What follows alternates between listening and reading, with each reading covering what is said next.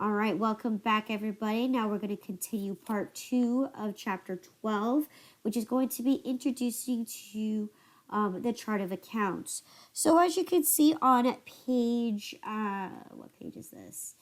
This is page 355, and it's going to be setting up your chart of accounts and what you can do when you set up your chart of accounts. So what I'm going to do is I'm going to show you guys how to practice opening up a portable file. So this is where I was talking to you guys about when you guys actually have your program, your QuickBooks program, and this is exactly what you're going to be doing when you downloaded all of those portable files. So all the files that are linked to this book are all portable files, okay? Okay. So what's going to happen is you're going to click open or restore an existing company file. Once you do that, you see this nice window that gives you options. You want to open up an existing workbook, you want to open up a backup file, or you want to do a portable. And in this case, we're going to do a portable file. All right, and I'm going to click next. So what you're going to do is it's going to ask you to search for wherever you need to look for where you place your portable file. And for my instance, I actually have it located in my documents under LVPTA, okay, under accounting, under QuickBooks class, and it's going to be under class portable files right here, QuickBooks portable files. And if I click that, I have a few more things that I can see. So I'm going to go in here and go ahead and dive into the class copy of my files, and I look for the item that I want. In this case, it wants us to choose setup 18. So right here, I have setup 18. I double click it, and now it's going to ask me where would I like to open up this workbook file and save it at. So I'm going to go ahead and I'm going to save it in my documents. So I'm going to go to my documents again. I'm going to go to LVPTA, and I'm going to go to accounting. I'm going to go to QuickBooks, and I'm going to go ahead and drop it into my portable files. I'm going to create a new folder, right? And I'm going to name this PM QuickBooks. So PM QuickBooks class, okay?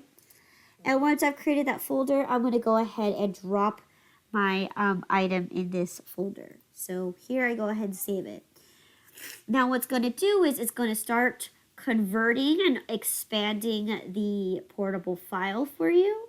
So as we wait till this green bar goes all the way to 100%, and it's going to open up the file for us. All right. So I got number one thing that you need to have is you need to have the internet working at all times. Okay. You can work on QuickBooks offline. However, there's going to be a few things that will not be updated if you work with QuickBooks offline. All right. Here, it's going to ask me to enter in a password. Your book will every beginning of every book or any chapter, it will tell you what the password is. And in this case, the password is going to be Sleater 18. All right. That's capital SLEETER 18. All right. Once I type in my password here, so I think my cap locks is on. Yes, it is. So right there, it would have denied me. So I'm going to start over again. So capital SLEETER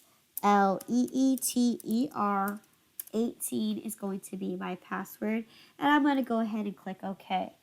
Now it's going to show up this window. Because I'm opening a QuickBooks 2018 file, and my current profile here is going to be QuickBooks Pro 2019, I need to update this 2018 file to the 2019 file. Okay, and I'm going to go ahead and click update. Now it's going to go from 0 to 100. So what it's doing is it is converting the file into a 2019 workable file. Okay, so for you guys, you may need to have yours updated as well, due to depending on when the last release happened before those files have been created. If not, you may have the possibility of bypassing this section. And I'm going to click done. And when I do that, it's going to pop up my company file like this. So slowly but surely. All right. So again, the first pop-up that you'll see will be pretty much new features that have been occurred into the latest QuickBooks. So things that are different. I don't really need to know that, so I'm going to go ahead and bypass that. And the same thing in yellow. It's going to tell you, well, what has been updated and what is new about QuickBooks. All right, and then eventually they disappear. All right, so here we opened up the file and we have everything set up for us, and it is Academy Photography. All right, so the first thing that we're going to be looking into is going to be our chart of accounts. So here you have two ways to get to the chart of accounts. You can either go to your home page and under company, you have it right here, chart of accounts. Okay. The second way you can be able to do that is you can go to lists up at your menu bar, and then you could go to find, it's going to be at the top, which is your chart of accounts right here. All right. You can also be able to do that, find it here. If you go to company, your chart of accounts is going to be, let me see, company,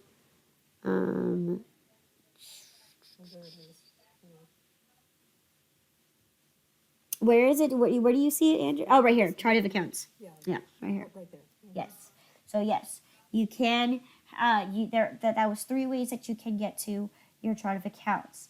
Now, when we learn in chapter 7, which is tomorrow, you can customize your icon bar to have the chart of accounts on there, readily, easily accessible to you. So that is pretty cool while we're diving into our chart of accounts. So again, I'm going to take the easiest and the most convenient way, which is the home page under company, my chart of accounts. Once I do that, I noticed a few things, okay? So I notice I have my list of my accounts here. It's going to be in order by account type. Okay, so bank is considered obviously my most current asset, right? It's cash in a sense, right? So they kind of categorize there depending on whatever you want to name it. I don't need to name it bank. I can name it anything I want here. I can name it cash on hand, whatever it is that you want to name it. But this one's a preset category for you, right? But you will see your other current assets, you will see your fixed assets, and you will also see other assets. So you do see the same typical categories as you would find from our accounting class, right? We have current assets, long-term assets. Long-term. I'm so funny. We have our fixed assets. Other assets, and so on and so forth. Same thing with this. You have current liabilities, you have long-term liabilities, right? So those categories do come into play. And yes, you can make up other categories if you would like to. All right, but you can only have up to 5 names, and we'll talk about that when we dive into customizing. And what you're going to notice is every single account, right, has a balance. All right, except for down here when we hit our expenses and our revenues. So this is where we talk about registers. Okay, so if you guys remember from yesterday, Registers are only for your permanent accounts. So that means your asset liabilities and your equity account have registers, which mean account balances, right? While your expenses and your income, they have what's called quick reports. Okay? Could you say that again? I couldn't really hear. They have quick reports. I'm sorry, is my dog barking too loud? Quick reports. Okay. Yeah, quick reports. Yes. All right. So, yes. Now, this is our chart of accounts. Now, what if we like to use account numbers and we want to associate our accounts with numbers? So what you could do is you can go to edit, and you're going to go to preferences, and it's going to be under accounting, or it's going to be under accounting. And then you're going to go to your company profile, and it says right here you want to use account numbers. You're going to select that and click OK. And what's going to happen is, boom, your account numbers are there. Okay, and yes, you can organize your chart of accounts the way that you like it, by, if you want it by account number, you can have it by account number. You can also sort it, either you want it to be in alphabetical order. Yes, you can. All right, if you look at here, the little gray little headings here, if I tap that, I can have all my account in order, right? Okay, but most case and oftentimes you will see is by default it is based on account type. All right, so the most recent is at the top, or the most so in this case I put my my income first and then my other ones first, or I can redo that and I have my assets at the top. So you do have a little flexibility, but oftentimes, see how when I organize my my account name, apparently it's in order, but it's in order via based on account type. Okay, so there are a few things that you can go around it as far as that. Now, if you didn't have account numbers, you can put it in alphabetical order, but that's just how the chart of accounts is in the QuickBooks. All right, and that's how you turn on account numbers. You do need to go to edit preferences and you need to turn them on. By default, it's not on. Okay, so that's how you get to your chart of accounts, and this is how you turn on the numbers. Now, the next section that you're going to be learning is how to add, delete / remove your chart of accounts. So, for example, right, if I need to add something to my chart of accounts, I have a few options I could do that. If I drag my mouse all the way to the bottom, I see this little down arrow thing, and if I click that, it will give me options on what kind of task I can do. And right here I have new. Okay, I could also do the same thing. If I were to right click it, I'd be able to create a new account. But in this case, I'm going to go ahead and show you what the book says, which is to go all the way down to the bottom left corner and click this account drop down menu, which will allow you to create a new account. Okay, and when I create a new account, right, it's going to pop up this window. It's going to ask me these basic questions. Well, first off, if you're going to create an account, what kind of an account is it, right? Is it an income account? Is it an expense account? Okay, is it a bank account? Is it a loan account? Is it going to be any of these accounts?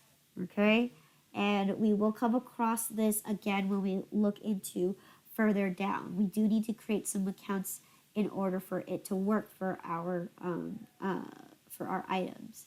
And in this case, I think the example is going to be I create an expense account. All right. Once I do that, I'm going to click continue. Now it's going to ask me a few things when I create my account. It's going to be asking me, well, what's my account name? Do I have an account number that's associated with it? Is it considered a sub account? And if it is, what kind of sub account is it to? Right? So we'll give you options here. Okay? Give a little description of what this account is made for. And that is pretty much it. All right? So in my book, I believe I'm going to be creating an expense account. And this one's going to be for, I think it's entertainment and meals. Let me double check. Entertainment is going to be the account name. Okay, so here, let me see, let me go into the next window to show. So I have just entertainment, and my account number is, I cannot read that. Is that 625? Is that 62600? I can't read that, but I'm gonna guess that is it. 0. Oh. Yeah, 62. 2600. Perfect. What I think. All right.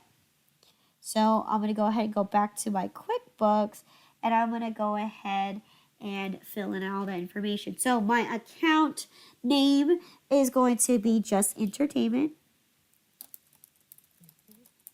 All right, enter. I need to spell it right. Enter. Oh my gosh, okay. Entertainment. Wow, I misspelled that one real good. All right. 62600 is the account number. My description is going to be entertainment expense. Right? And that's all I need. I know it's not going to be a sub account. It's going to be in a main account. So I know that it's going to be an expense. So I'm going to go ahead and save and close. Okay. Now what happens is it's going to automatically pop up right here that I do have an entertainment window right here. Now, for any reason you cannot find an account. So what when we dive into entering data into QuickBooks, you're gonna notice that when you start entering bills or starting to enter in a piece of information, you're gonna have the list option. Okay, so remember how we can enter in data into the thing. It's either we do it by a form where we type in everything. The second one is going to be list. Okay, so for any reason you can't find your account, right? Through the list, the drop-down menu, and we'll talk about that later when we do our transactions, you can create infinite amount of accounts, okay? But the only one thing is you want to be careful when creating a whole bunch of accounts, because at the end of the day, you might be creating 3 of the same exact account. Oh, wow. Yeah. Yes, because like you can't remember the number or you can't remember what you title it, right? So if you look carefully here, my 62600 entertainment account, if I roll down here, I have 64300, which is for meals and entertainment. So I've created an account that's already pre-existing. I do already have an account that's called entertainment. Okay? Now, that is how you add an account. For example, I am able to delete this account if I don't need it. Now, let me tell you this beforehand before we start deleting our accounts. There is an exception to this rule. Or not an exception. I don't know how to explain it, but there is a rule when it comes to deleting and removing an account. Deleting, you absolutely can only delete an account if the account has never been used. Oh. Okay? If the So account, nothing posted to that account, then you can delete it. correct. Correct. Okay. All right. And same thing, straightforward. If let's say let's say I want to delete this entertainment, right? I can either right click it and be able to delete the account, or I could go down to my little bar right here and be able to delete the account here. Okay. Now, that's only if you're deleting it. But the thing is, if let's say the account is used, all right, if you delete that account, I believe QuickBooks will not allow you to be able to, because let's say you have used it and the reason why you're deleting it is because you no longer use it anymore. You have to actually edit the information and just make this account inactive. Okay? So you cannot delete it if it has been, because what happens is, because if you're using QuickBooks and let's say you have used the account, what's going to happen is it will affect all of your information for you deleting that one account. And you definitely don't want to do that, because that is also a red flag of fraud. Okay?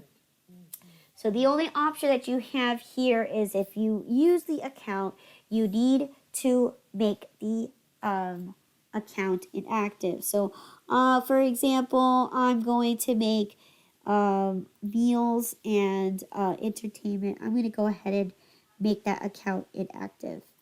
Okay. Now that I did that, I'm also going to have land inactive. Just do a random one, okay? Make this account inactive, all right? Now that I've removed that account, so that means every time I were to use it again ever, or if I haven't used it in a long time, but all of a sudden this is a new period and I end up making those expenses again. So what you're gonna do is, here, as you can see, where did my inactive accounts all go? Oh, It's no longer visible on my chart of accounts, right, right. right? So what you got to do is, when you go back down here, you're going to see this little square right here that says include inactive. So if I click this, you're going to see that my land has showed up and my entertainment and meals has showed up.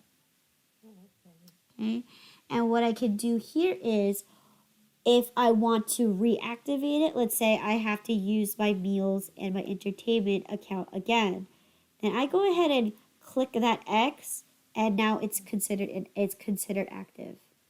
Oh, All right? okay. And then if I want to hide my inactive accounts again, I just go ahead and click this, and it hides my inactive accounts. Okay.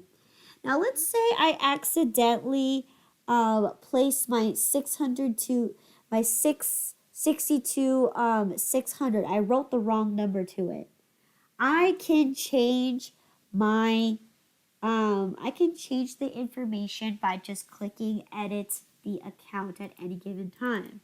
So here I could say this is 60605 instead of 660, right? Or 600. So now I changed it right there, okay? And now it's changed by the account number, okay? So I can edit information as much as I want, as long as I want, okay? Any given time. There is no set time frame on when you can switch it up. Now, what you're going to notice too is, if you look very, very carefully, you're going to see this little dot thingy right next to it, okay? It's actually a shape of a diamond, but I'm going to call it a dot, because there's no way that looks like a diamond. But if you look very carefully, If you look very, very carefully, it's actually triangles. There are 4 triangles, and it's pointing up, south, left, and right. That is what the diamond looks like, okay? Now, if you hover your mouse over it, your cursor becomes a cross navigation little thing, right? What you could do here is you could click on it and you're able to drag your information wherever you want to put it. And then it says you, okay, I'm going to click okay. So again, I can only drag my information based on whether the expense falls under the expense. So for example, I want to move my entertainment. I want to move it right in front of meals and entertainments. It tells me no, I can't do it, but okay. How about up here? I want my savings. I'm going to move that above my, oh, it's not letting me do it. What does it say? You cannot move a list element unless the list is in its original order. Oh, okay. So original order. So I guess I need to put it in order like that. So here you see that little dot again. So I'd be able to move this up here. Okay, all right. It's not letting me do it. That's okay. I will. Okay, I know why. You know why? Because I have my account numbers on there. Oh, right. Because you Oh, can't. that's not Yeah, the original because yeah. you made an addition. Exactly. So if, for example, I don't use account numbers, Then you can move it around. then you can move it around. Yes. So here I want to let me make it in order again so I can make a clear description. Okay. So for example, here, right? I have entertainment right here. And I want to move my entertainment account right next to meals and entertainment. It still says I can't do it.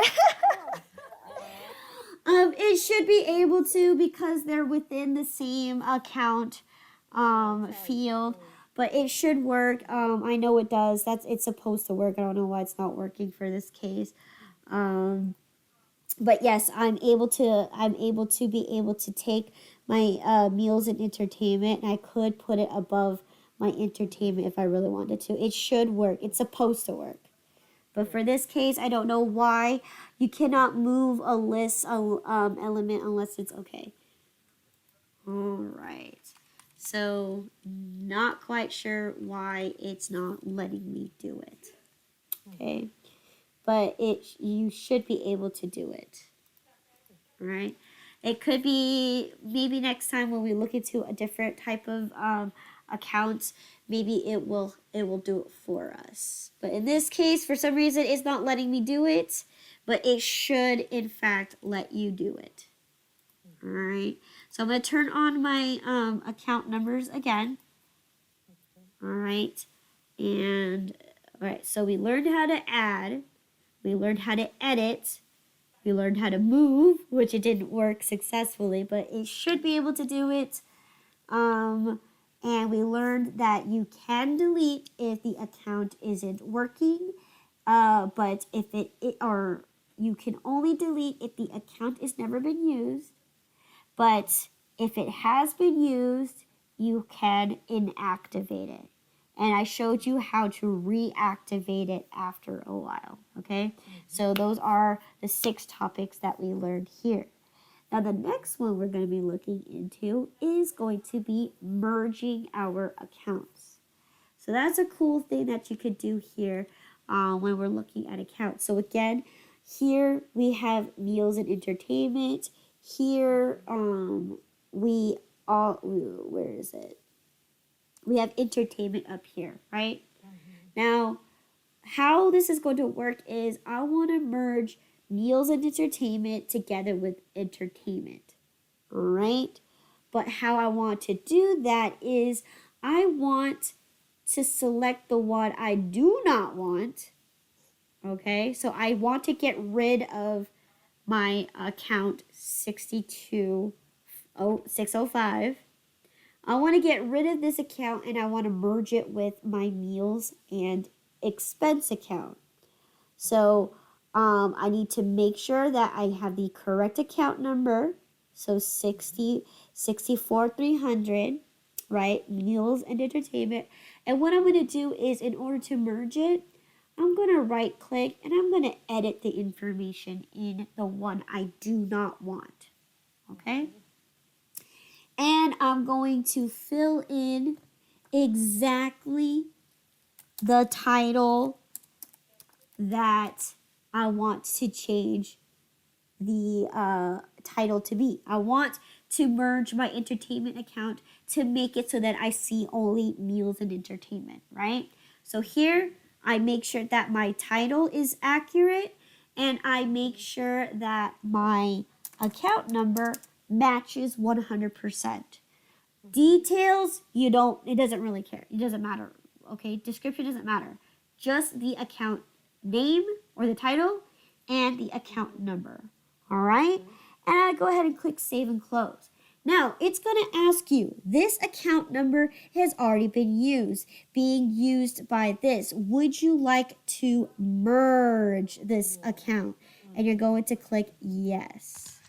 Once you do that, I don't know if you heard that, but you heard a big, huge camera screenshot. Once you do that, I see that I have my meals and my entertainment, right? And it is matched for 62,300. However, my entertainment account is gone. Okay. All right, why? I merged them together. Now, there are some downsides when you're dealing with things like that. So, for example, if you created too many new accounts because you couldn't find the old account, you can merge them all together. The only issue with that is you will never know the difference between when you've created a brand new account to having the other account. So, for example, let's say I did use entertainment for a while, and then I created a meals and entertainment, and then all of a sudden, because I'm merging them, they're all gonna go back into the past, change all of your information to match that all of those expenses were considered meals and entertainment. So it's going to change your financial statements, and you want to make sure that when you make this executive decision to merge those two accounts, that you understand that what's going to happen is your information can be changed. All right. Now, oftentimes, if you're obviously creating more than one account and they essentially do the same thing, then, obviously you can make that decision saying, yes, I created an extra account when I meant to look for this account. So, yes, you can merge them at any given time. All right. So, we looked at merging accounts, deleting accounts, creating accounts, and yeah. That's pretty much it. All right. Okay.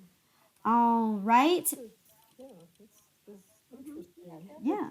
So again, so chapter 1, we looked at what a register looks like, right? So I'm going to go into my check register. My check register is blank. Why? No transaction has happened.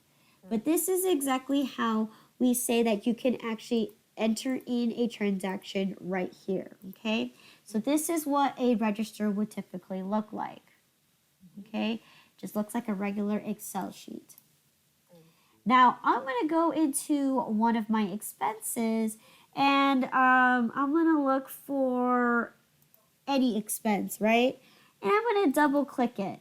If I double click it, it's going to give me a quick report. All right.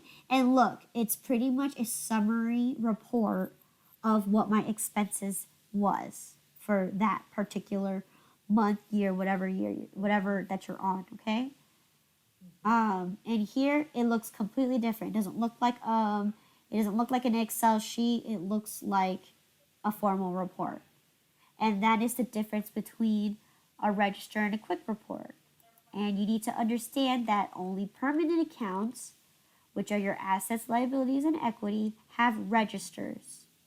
They also typically would have open balances. So remember when we were learning about how leaving your leaving these accounts because they're always open, right? You can never close them out. The only accounts that you can close are your expenses and your revenues. So that is true here too. And that is exactly why when you look into your income, right? Let me see, income. You're going to get a quick report instead of a register. Okay? All right. So that is that. What other things did we learn about yesterday? So that's how you're dealing with a chart of accounts. All right. And let me see. We could go ahead and review how to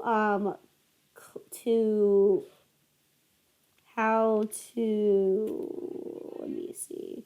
We could review how to create a company backup, okay? So for this example, right, we opened up a portable file. Now I want to back this up on a local C drive or a local drive. So what I'm going to do is I'm going to go ahead and create a backup copy by clicking create copy. Okay. Now it's going to ask you want to create a backup copy? You want to create a portable file, or you want to create an accountant's copy? Okay, so that's one way that you can do it, all right? And in this case, I want to create a backup.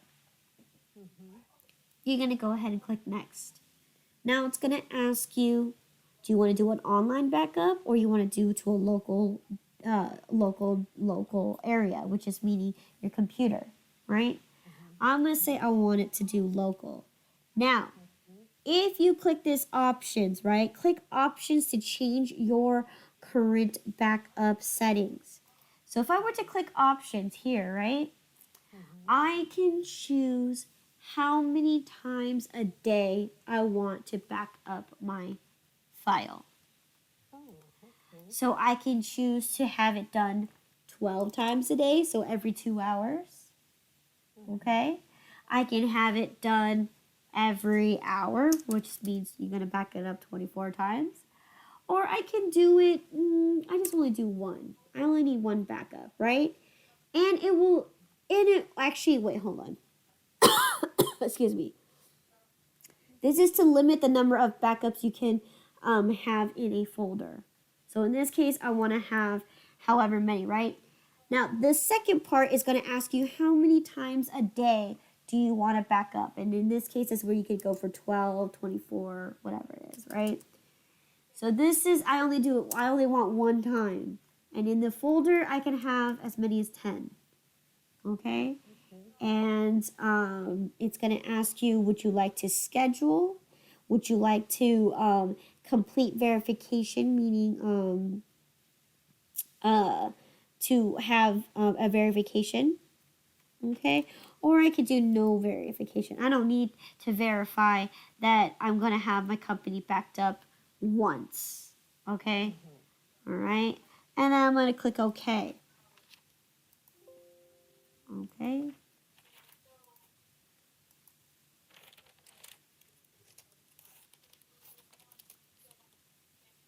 Oh, okay. My bad. You need to tell us where you want to save your backup. So in this case, I'm going to actually back it up on my local disk drive. So I'm going to go to my documents. Okay. And when I go here, okay, no, not that one. I want to go to my documents. So I want to go to LVPTA again. Under LVPTA, come on, drop down window. I'm going to put it under accounting, under QuickBooks. So I'm just going to leave it in my, actually, let's go a little further down. So I want to put it under my portable files. And I'm going to put it in that new file that I've created, my PM QuickBooks class, right? And I click OK. Now that I've selected my location on where I want to save the file, I'm going to click OK. And then it's going to ask you all this, and I want to say, okay, now it now says change location. Oh, okay, use this location. All right, so now it verified that you're going to have your backup location, and now everything is set up, and I can go ahead and create my backup, and I can go ahead and click next. So what happens is it's going to say, do you want to save it now? You want to save it later or schedule it? Or do you want to only schedule future backups? Okay, so you have the options. Do you want to create the backup now? You want to create the backup later? Or you want to create just the backup later? And in this case, so you can have the choice to schedule. I'm going to say I want to back it up now. And I click next.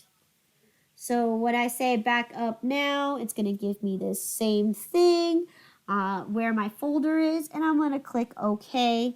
And what it's going to do is it's going to do your company file.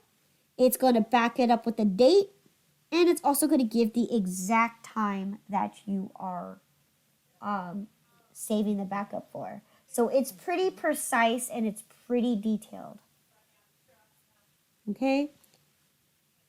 And then I'm going to click save. All right. And as you can see, the little window here is shrinking and condensing the information. And now my file is backed up. Okay. All right. So other than that, I believe that is all that chapter 12 entails, because we went over adding, we went over editing, we went over deleting, we went over merging. And I think that's it. Let me see. Let's go ahead and go over the chapter questions. Okay. So here it's going to be at the back of this book. So let me go ahead and keep scrolling till I find it. So this one is turning off account numbers. Okay, we already know how to turn it on. So obviously you know how to turn them off. Same thing. All right, so let me just go ahead and just keep scrolling forward until I hit my review questions. All right.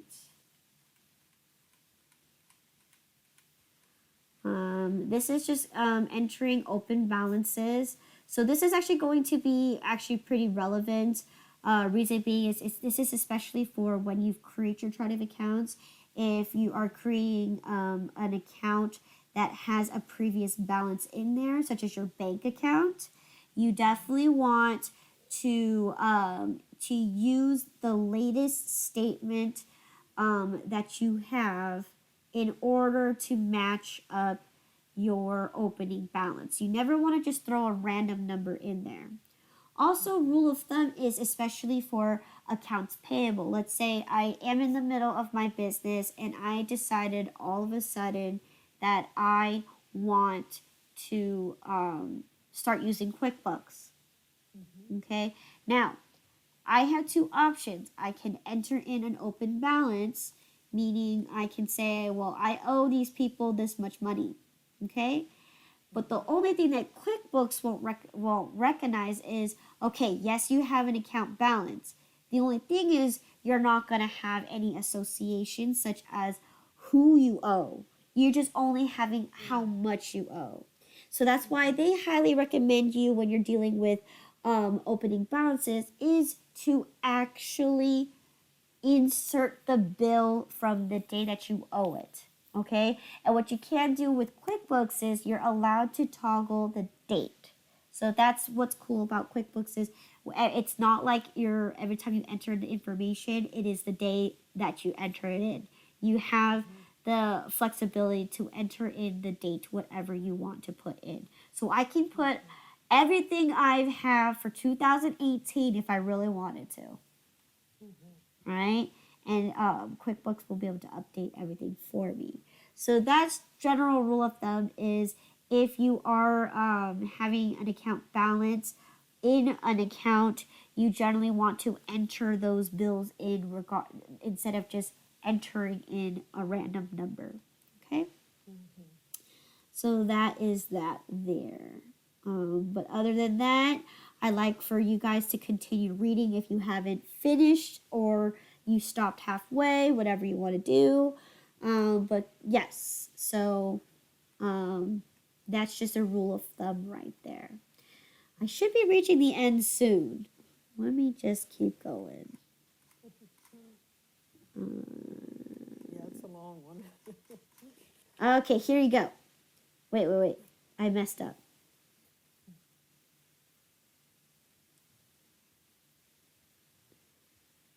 Okay.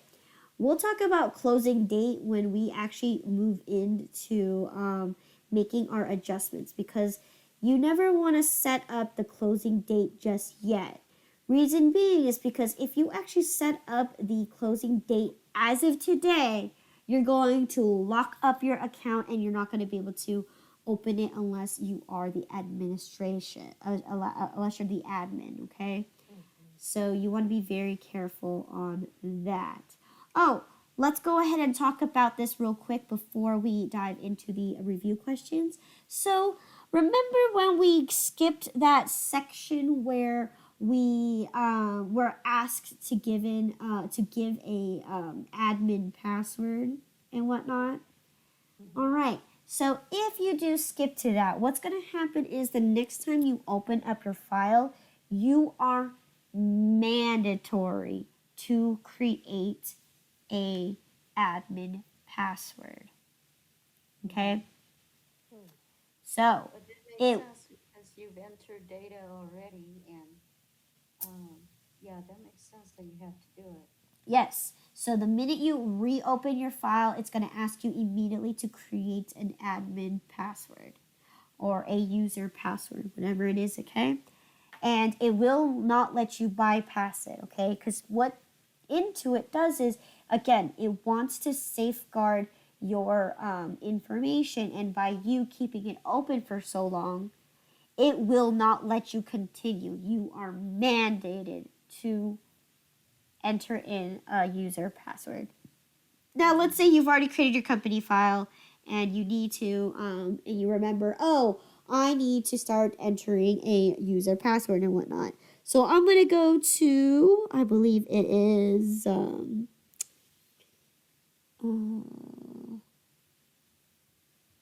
it should be under company. Under company should be able to set up users and passwords. Yes. Okay. And that is exactly where you set up your password and your users, right? So again, when you have the capability of creating the account, you are technically the admin of. When you're creating a company file, you are the admin. Now, let's say you are working under a company and the admin needs to set up an account, a user account, to give you access to certain parts of QuickBooks. And that's exactly what users are. So when we talk about users, right, we're talking about how much details a person can have access to each one. Now, obviously, the admin is going to be the accountant, right? The admin's going to have access to every single thing that's involved in QuickBooks. Now, if your inventory manager is going to be having access to this account, the number one thing is you don't want the inventory manager to have access to the sales account because that has nothing to do with inventory. So so that's the purpose of setting up users is allowing them to have access to certain parts of QuickBooks. All right, and those are users, right? But definitely this is how you set up your user password. But in case this file that I'm using right now, it already has one and we know what it is. It's Slater 18. So we can't change it, but we can create other users for it. And that's what I'm saying. I just want to make sure that you guys know that you can set up your username and password here. Okay.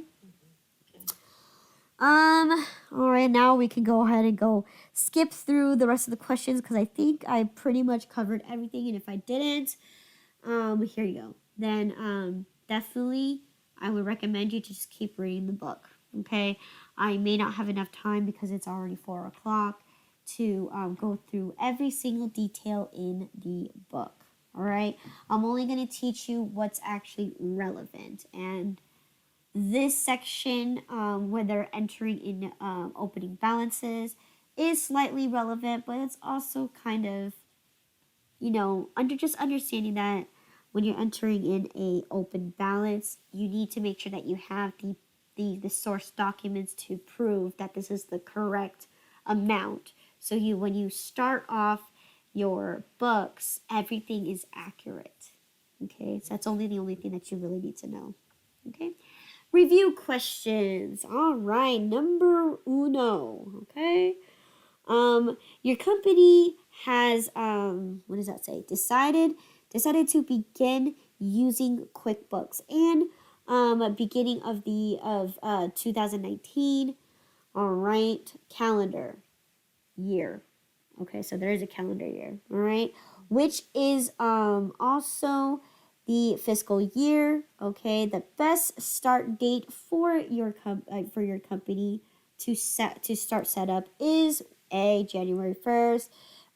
B, the date when you first decide to use QuickBooks, or C, December 31st of 2018, or D, there is no best start date. You can use whatever date that you want to start with.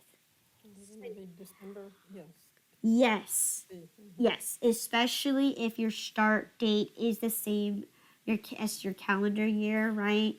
And you decided to start, you definitely want to start on December 31st is the best answer. Otherwise Yes. you lose the day on the first. Correct. You lose the day on the 1st for January 1st. Now, again, if you decide that your fiscal year is January, but you end up starting your company in June, you just need to make sure that that you start the actual date on May 31st, on May 30th, May 31st of the previous month. Yes. Okay. Number 2, okay, the chapter suggests that the best way to set up an accounts receivable and accounts payable balance in QuickBooks is to A, enter the total amount of accounts receivable and accounts payable on a general journal entry dated on your start date. Okay.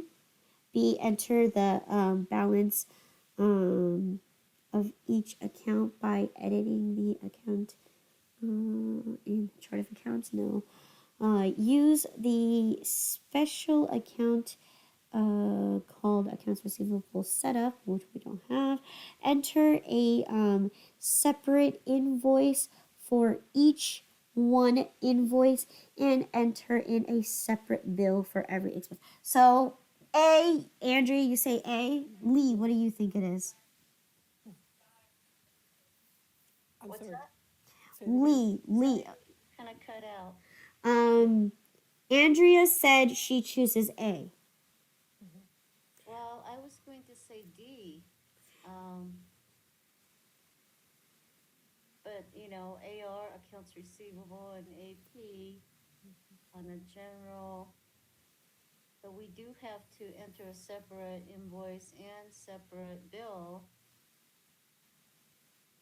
right? So that QuickBooks, when it works behind the scenes, goes to all the appropriate places. You are correct, Lee. D is the correct answer. Okay?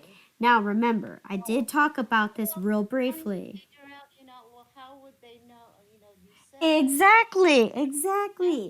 If you enter in a random balance into that account, QuickBooks will not associate who you owe, how much you owe, when is it due. It's not going to know any of that details. So that's why entering in a separate invoice or enter in a separate bill will allow QuickBooks to understand, okay, so you owe this vendor this much money and the bill is due this date. Right. Okay, so D is the correct answer. Okay. Okay. Go ahead. Number 3 says setting up a company file does not include what? A, obtaining a business license. B, selecting the appropriate chart of accounts for your type of business. C, adding accounts to the chart of accounts. Or D, entering invoices. So the question is asking when setting up. Yes. Yes. It does not ask anywhere to obtain your business license. Again, QuickBooks, you can use it for your own personal accounts. You can use it to keep track of your own accounts. Do you need to have a business license? No, No. right? You could choose other. So A is correct. It does not ask you about your business license. Okay? Number 4 question says a good example of a liability account is D. D, accounts payable. Yes, that one's pretty straightforward because we all know inventory is an asset, and we all know accounts receivable is an asset, and we all know advertising is an expense. So correct. Last question here is question number 5. To ensure the accuracy of the information when entering in during the setup, it is important to A, know your retained earnings. B, verify that your trial balance matches the one provided by your accountant. B, start at the beginning of the fiscal year. Or D, know everything that there is to know about accounting. C. C, to start at the beginning of a fiscal period. This is to ensure the accuracy of. Okay, this is a difficult one because I didn't actually go through it. I think I put B at first. Yeah. I think at first I put B, and then I looked at it again. I'm like, wait a minute. That would to start at the beginning of the fiscal year period.